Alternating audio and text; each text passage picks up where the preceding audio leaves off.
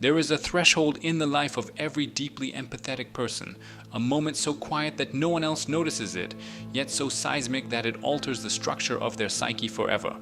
It does not look dramatic from the outside. There is no explosion, no shouting, no announcement. It looks like silence. But internally, something irreversible has begun. For years, sometimes decades, the empath survives by absorbing. They absorb moods, tension, unspoken pain, suppressed anger, insecurity that isn't theirs, guilt that never belonged to them. They become translators of emotional chaos. They become regulators of rooms that would otherwise collapse into dysfunction. And at first, this feels like purpose. They are needed, they are sensitive, they are the strong one. But sensitivity without boundaries is not strength, it is exposure. And exposure, sustained long enough, becomes trauma. This is where we must bring in the work of Carl Jung. Jung warned repeatedly about the danger of identifying exclusively with one side of the psyche. When a person defines themselves only as good, kind, understanding, or light, the opposite qualities do not disappear. They descend into the unconscious. And what descends does not dissolve, it waits. The empath often builds an identity around being the healer, the stabilizer, the forgiving one. Anger becomes unacceptable. Aggression becomes shameful. Self-protection feels selfish. Boundaries feel cruel. So those instincts are buried. But Jung made something very clear. Whatever is rejected from consciousness does not become harmless. It becomes autonomous. The shadow grows in proportion to what we refuse to see. At first, the empath's shadow is subtle. It appears as exhaustion, resentment that feels unjustified, sudden irritability that seems out of character, a quiet fantasy of disappearing from everyone who depends on them. They suppress it again, because good people don't feel that way. But here is the terrifying truth. The more an empath suppresses anger, the more potent it becomes in the unconscious. And when it finally surfaces, it does not return gently. It returns concentrated. There comes a moment, usually after betrayal, manipulation, repeated emotional extraction, when something shifts. The empath does not cry this time. They do not plead. They do not over-explain. They observe. This is the beginning of transformation. Not into cruelty, into awareness, and awareness changes everything. They start to see patterns they once excused. They notice manipulation in tone shifts. They detect dishonesty in micro-expressions. They feel when someone is trying to guilt them. This is not supernatural. It is accumulated data finally being processed without denial. When an empath reaches this threshold, they are no longer trying to save everyone. They are evaluating, and this evaluation is what unsettles toxic personalities. Because the empath has stopped bleeding. They are no longer emotionally available in the same way.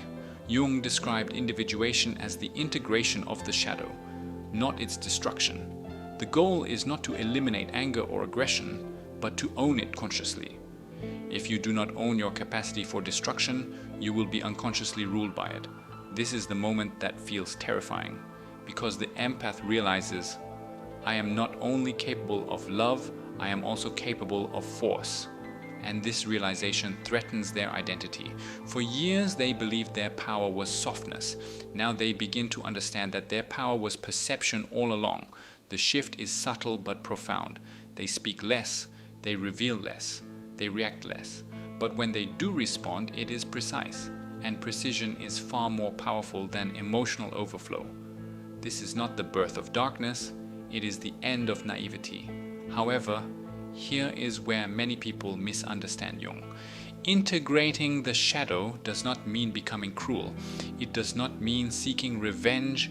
It does not mean enjoying destruction. It means no longer being afraid of your own intensity. An empath who integrates their shadow does not become a villain.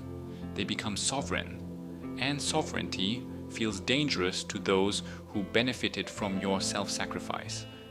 You begin to notice something strange. People who once drained you seem uncomfortable. Manipulators test you once and then withdraw. Conversations that used to spiral into guilt now end quickly. Why? because you are no longer unconsciously signaling that you will absorb their chaos.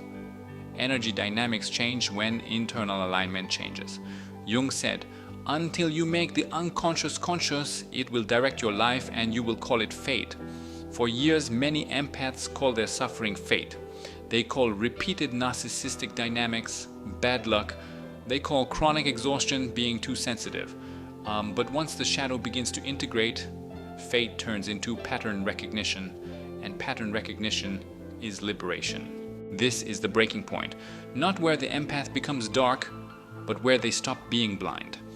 And in part 2, we will go deeper into the shadow itself, why Jung believed repressing it creates monsters, and why integrating it creates psychological immunity. Part 2, Jung's shadow. The power you were taught to fear. Before we go further, we need to dismantle a myth. The dark empath narrative online often suggests something almost supernatural, as if a gentle soul suddenly mutates into a psychological predator. That framing is dramatic, but it's inaccurate. Carl Jung never described shadow integration as corruption. He described it as wholeness. And wholeness is terrifying only to those who benefited from your fragmentation. Let's define the shadow properly. The shadow is not evil, it is the collection of traits, impulses, emotions, and capacities that your conscious identity refuses to acknowledge. If you were rewarded for being agreeable, your assertiveness went into the shadow. If you were praised for being selfless, your selfish instincts were buried.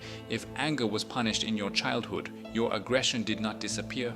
It went underground. The empath personality is often built on conditional approval. You're so mature for your age. You're the calm one. You're the only one who understands me. You're not like other people. That praise feels warm, but it builds a prison, because now you cannot afford to be anything else. So the empath begins to amputate parts of themselves. They suppress rage when boundaries are crossed. They override intuition when something feels off. They rationalize manipulation as trauma. They tolerate disrespect to maintain harmony. This is not compassion. It is self-abandonment disguised as virtue. And Jung warned that when a person over-identifies with goodness, the rejected darkness grows denser, more autonomous, more volatile. He wrote extensively about projection, the psychological mechanism where we disown qualities in ourselves and perceive them exaggerated in others. Here's the uncomfortable truth. Many empaths are hyper-aware of narcissism because they have a dormant capacity for power within themselves that they are terrified to claim. They reject dominance, so they attract those who embody it unconsciously. They reject aggression, so they become magnets for it, not as punishment, but as psychological compensation. The psyche seeks balance. When an empath finally reaches their breaking point, what is actually happening is not transformation into something new. It is confrontation with what was always there. Anger surfaces, not chaotic, but cold. Clarity appears, not emotional, but strategic. Distance forms, not dramatic, but deliberate. This phase can feel disturbing because the empath notices they are no longer emotionally collapsing when someone cries in front of them. They are assessing, they are reading micro-expressions, they are identifying inconsistencies, they are watching for manipulation patterns. For the first time, they are not absorbing, they are analyzing. This is where many people panic. Am I becoming heartless? No, you are becoming conscious. Jung emphasized that integrating the shadow means taking responsibility for your capacity to harm, so you don't harm unconsciously. Here's the difference. An unconscious empath harms themselves. An unconscious narcissist harms others. A conscious individual chooses restraint. Shadow integration does not create cruelty, it creates choice. When you own your anger, you no longer leak it through passive aggression. When you own your dominance, you no longer attract those who overpower you. When you own your capacity to destroy, you no longer need to prove your gentleness. This is psychological adulthood, and it feels foreign if you've lived as an emotional caretaker. Now let's address the part that truly unsettles people. When empaths integrate their shadow, they become extremely difficult to manipulate. Why? Because manipulation relies on predictable emotional hooks: guilt, fear of abandonment, desire to fix, need to be understood. Once those hooks are recognized internally, they lose power externally. You start noticing you don't over-explain anymore, you don't defend your boundaries with essays, you don't feel compelled to rescue, you say no, and it stands. This is where toxic personalities feel the shift. Not because you attack them, but because you are no longer accessible to their psychological extraction. There is an energetic solidity. Jung spoke about individuation as a process of becoming psychologically centered. No longer split between persona and shadow. The persona is the mask you wear to be accepted. The shadow is what you hide to avoid rejection. When those merge consciously, something remarkable happens. You become internally unified, and a unified psyche emits stability. People who thrive on destabilizing others sense this immediately. This is why some individuals suddenly disappear when you begin doing shadow work. Not because you changed into someone dark, but because you stopped offering unconscious compliance. Now here is the part rarely discussed. Shadow integration also reveals your capacity for strategic force. You realize you could expose them, you could dismantle their narrative, you could speak truths that would destabilize their social mask. And the fact that you could, but choose not to, is power. This is the mature shadow, not vengeance, controlled capability. Jung believed that the most dangerous people are not those who know their darkness. It is those who believe they have none, because what is unconscious controls behavior. The empath who integrates their shadow becomes psychologically self-regulating. The empath who suppresses it risks an eventual eruption. That eruption is what people mislabel as going dark. It is not darkness. It is compressed anger detonating after years of repression. Healthy shadow work prevents that explosion. It transforms raw anger into boundaries. It transforms hyper-empathy into discernment. It transforms self-sacrifice into sovereignty. And sovereignty feels intimidating, especially to those who preferred you compliant. In part 3, we will explore something even deeper. Why integrating the shadow changes your presence in a room. Why certain personalities instinctively test you once and then retreat. And what Jung meant when he implied that confronting the shadow alters how the world responds to you.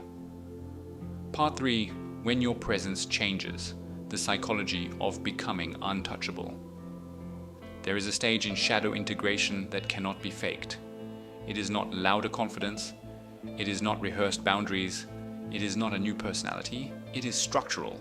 Something inside you reorganizes, and other people feel it before you fully understand it. After prolonged shadow work, the honest kind, not the aesthetic kind, your nervous system stops defaulting to appeasement. Your body no longer rushes to soften tension. You don't automatically fill silence. You don't instinctively repair discomfort that isn't yours. You begin to tolerate stillness, and stillness is power. Carl Jung believed that what we repress does not disappear.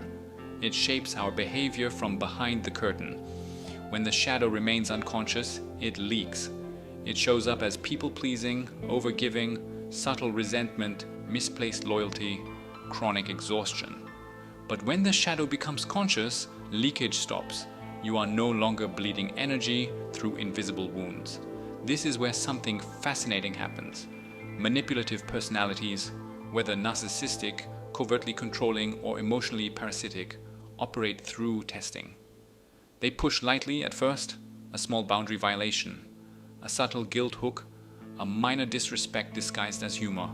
They watch for your reaction.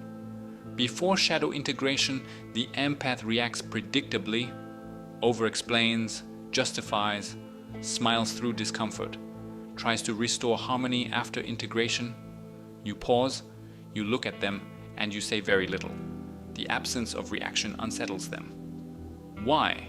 Because emotional manipulators rely on visible access to your inner world. If they can provoke guilt, defensiveness, or urgency, they know where your levers are. But when you integrate the shadow, your levers are internal, not exposed. You are not cold, you are contained. Containment is often misread as intimidation. Now let's go deeper. Jung described individuation as the process of becoming psychologically whole, aligning conscious identity with unconscious material. When this alignment stabilizes, the persona no longer overcompensates. You stop trying to appear good, you simply are aligned. This produces a shift in what psychologists sometimes call affective boundaries. Your emotional field feels less permeable, you can sense others' moods without absorbing them, you can recognize manipulation without internalizing it, you can witness dysfunction without feeling responsible for correcting it, and here is the unsettling part for many empaths: you realize you are capable of strategic silence, you are capable of withholding emotional access, you are capable of disengaging without announcement. That realization can feel dark if you were conditioned to believe that constant availability equals love. But discernment is not cruelty, distance is not malice, restraint is not coldness, this is maturity. Now we need to address something even more controversial. When shadow integration deepens, your perception sharpens dramatically. You begin to see micro shifts in tone, inconsistencies in narratives, performative vulnerability, social mask fluctuations. Not because you're paranoid, but because you are no longer filtering reality through the need to believe the best in everyone. Compassion without discernment is self-endangerment. Discernment without compassion is cynicism. Integration holds both, and when you hold both, you become psychologically difficult to destabilize. People who once drained you may begin to avoid you, not because you attacked them, but because you no longer offer unconscious supply. There's a subtle recalibration in your social environment. Some friendships deepen because authenticity feels safer around you. Others dissolve because your boundaries expose their agenda. Jung warned that confronting the shadow would feel like descending into something frightening.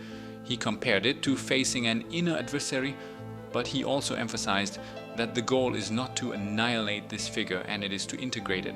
When integration stabilizes, you no longer split the world into good people and bad people. You recognize complexity, and that recognition makes you harder to manipulate through moral theatrics.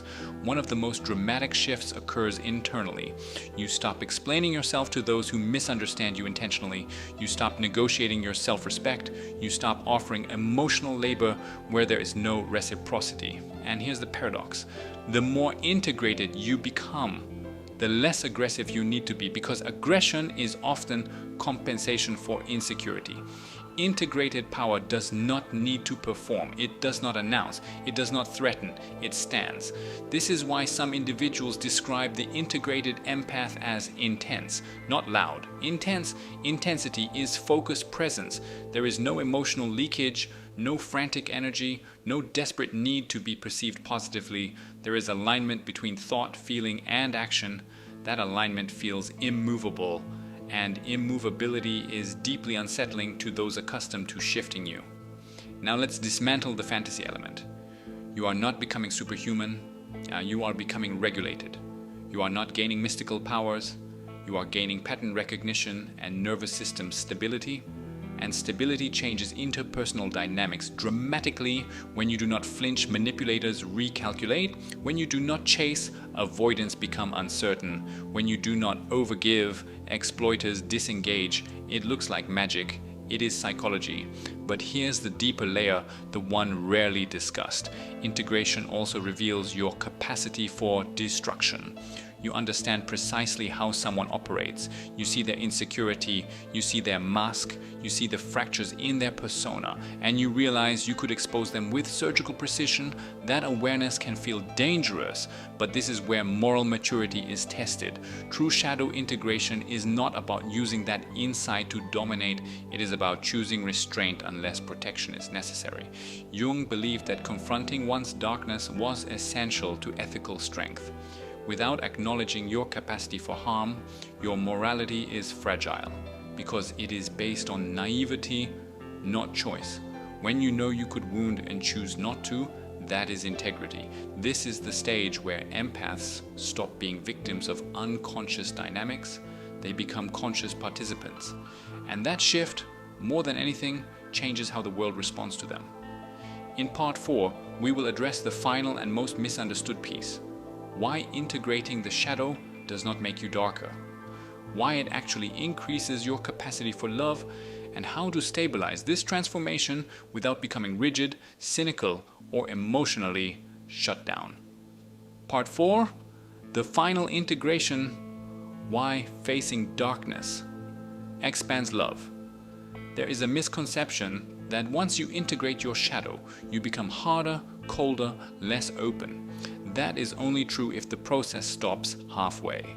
Half integration produces defensiveness, full integration produces depth. Carl Jung never framed the shadow as an enemy to be conquered. He described it as a necessary counterpart, a reservoir of instinct, vitality, and power that must be brought into relationship with consciousness. When the empath first confronts their shadow, it feels like rage, then it feels like distance, then it feels like control. But if the work continues, something unexpected happens. It softens again, not into naivety, into strength without fragility. Let's clarify something crucial. Shadow integration does not remove your empathy, it removes your compulsion. You still care.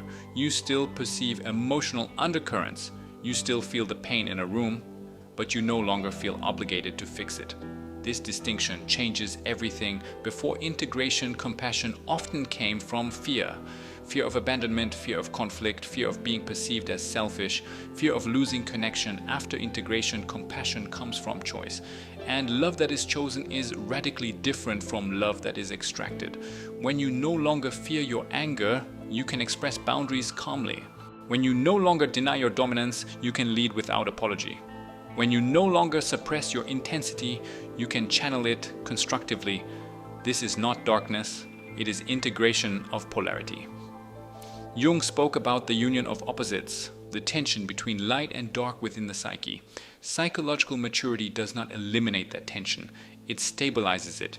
You remain capable of tenderness, you remain capable of force, you remain capable of forgiveness, you remain capable of withdrawal. And because you are conscious of all four, you are no longer fragmented.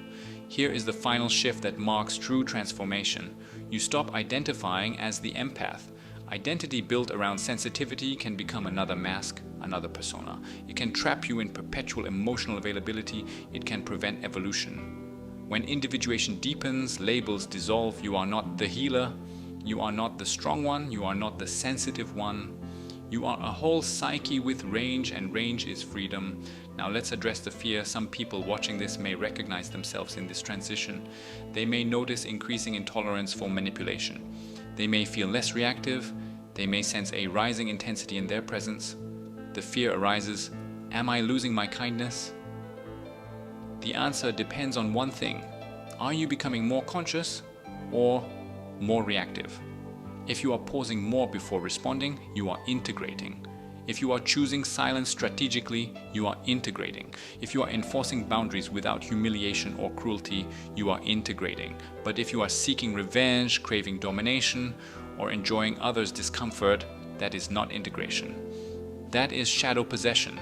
Jung warned that if the shadow is not integrated, it can take over the personality. That is the true danger. Not becoming aware of your darkness, but being ruled by it unconsciously. True integration produces grounded calm. You become less dramatic, less reactive, less entangled, and paradoxically, more loving. Because your love is no longer entangled with self-erasure. You can love without dissolving. You can care without collapsing. You can support without absorbing. This is the stage where the empath becomes psychologically sovereign. Sovereignty is not isolation, it is internal authority. You no longer outsource your moral compass to others' approval. You no longer rely on external validation to feel safe. You no longer need to be perceived as good to know who you are. And something extraordinary happens here. Your relationships improve.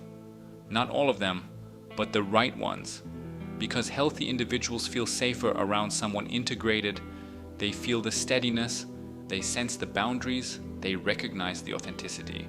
Meanwhile, dynamics built on imbalance quietly dissolve. This is not because you turn dark, it is because you stop participating unconsciously. The terrifying transformation is not becoming destructive. It is becoming unavailable for exploitation, and that to those who relied on your unconscious compliance feels like a loss of control. But to you, it feels like peace. Jung believed that the confrontation with the shadow was one of the most demanding psychological tasks a human being could undertake. It requires honesty that wounds the ego. It requires responsibility for impulses we would rather deny. It requires humility. But on the other side of that confrontation lies integration, and integration produces something rare: strength without cruelty, empathy without self-sacrifice, power without domination, love without fear. This is not the rise of darkness, it is the end of fragmentation. If you have reached this stage where you feel more contained, more observant, less willing to tolerate manipulation, you are not becoming dangerous. You are becoming whole, and wholeness does not need to prove itself. It simply stands.